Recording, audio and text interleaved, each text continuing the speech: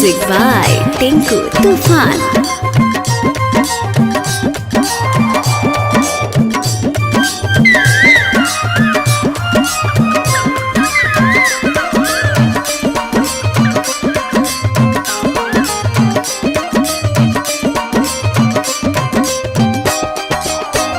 लागता लूह बाटे कापता रूह बाटे सुनी ना भलमुआ हो लागता लूह बाटे कापता रूह बाटे भोर से करिया भइल राजा जी मुँह बाटे बाकी के को असरा पुरैता अरे अम्मा के चटनी चटैता तबे राजा गेहूं कटवैता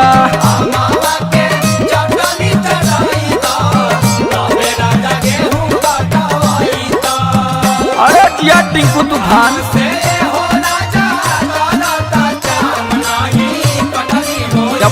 चपले रहा अरे जिया से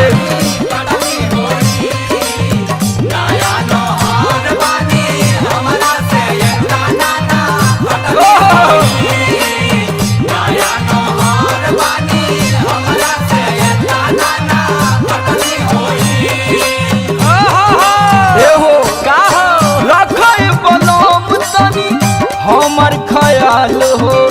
नाजुक शरीर बाटे नया बढ़ाल हो नाजुक शरीर बाटे नया बढ़ाल हो नाजुक शरीर बाटे नया बढ़ाल हो। हे राजा जी सुना बोला ये करे जा रखे बलम तनी हमर ख्याल हो नाजुक शरीर बाटे नया बढ़ाल हो अरे अभी नया पानी राजा जी सत्तू घोरिए के हमारा पियता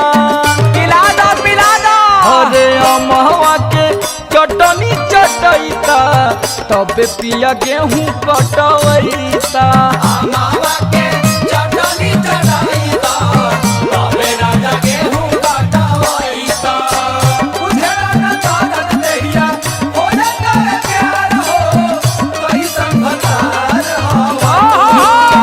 बुझे न ताकत देहिया हो जाता है प्यार हो कैसन भतार हो तू नहीं करेला प्यार हो कैसन भतार हो तू नहीं करेला प्यार हो कैसन भतार हो अरे जी हो चाय दागोइल मजा ला सुना ये समर पिया करे न मन हो खेतवे में छोड़ी देता सारा ही धान हो खेतवे में छोड़ी देता सारा ही धान हो खेतवे में छोड़ी देता सारा ही धान हो। हे पिया जी का कहता रू बोला ना सुना ये समर पिया करे न मन हो खेतवे में छोड़ी देता सारा ही धान हो टिंकू रामन बिहारी के बोलैता अरे अमहवा के चटनी चटैता तबे पिया गेहूं कटवैता अमहवा के चटनी चटैता तबे राजा गेहूं कटवैता अमहवा के चटनी चटैता तबे राजा गेहूं कटवैता